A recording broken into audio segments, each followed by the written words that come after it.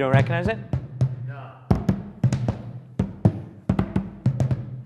That's Iron Butterfly.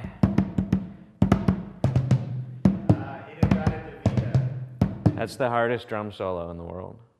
I'm Mike Cameron, and this is a review of the movie Anvil, The Story of Anvil on thesubstream.com, which is a documentary, the directorial debut of a guy named Sacha Gervasi, that tells the story of a forgotten, legendary, but underappreciated and lost to the mists of time, maybe, Canadian metal band. These two dudes, Steve Lips Kudlow and Rob Reiner, not the guy that made the fake documentary about a metal band, but the actual real guy from Toronto who is the drummer in a metal band about which a documentary has been made, formed their band originally called Lips and later called Anvil in the mid-'70s. And after some initial kind of success playing on bills in Japan with Bon Jovi and Scorpions and some other crazy 80s metal band, they faded into obscurity, never to be heard from again. Except they didn't. These two dudes, rather than becoming regular old adult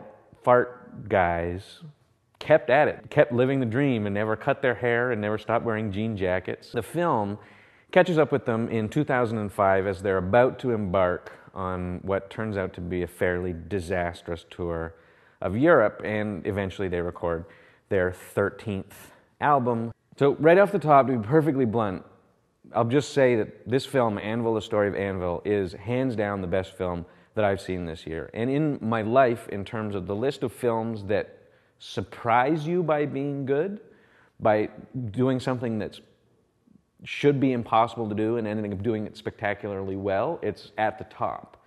There's this subsection of documentaries that kind of peer into the world of kind of weird subculture, the nerdy underbelly, the heavy metal parking lot underworld, movies like Trekkies or Dungeon Masters about people that play Dungeons and Dragons. These people are really interesting because they're outside the realm of normal experience. And these dudes, the dudes in Anvil, they've chosen a path that all of us would, wish that we were brave enough to attempt, to commit ourselves for 30 years against literally every single indication telling you that you should give up.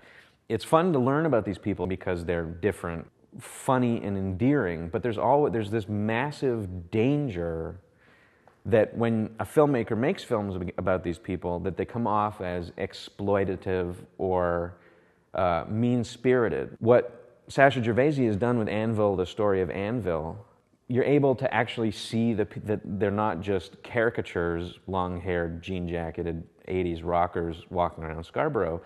You get to see beyond that and see that they have absolutely as much heartfelt passion and artistic integrity as anybody else doing any other thing in the realm of the arts. My wife, who listens to Bob Dylan and Neil Young, tried to find the Anvil album when she got home to buy because she's so wrapped up in the experience of the film that you're just wishing for these guys to finally succeed. Their fatal flaw, the reason that they didn't succeed while all of these other guys did, is that they're too earnest. They're too happy and too unwilling to be crass and commercial despite their best intents. But what makes these guys so appealing is that they don't see the ironic camp side of what they're doing and who they are. That realization for me, when you get to see it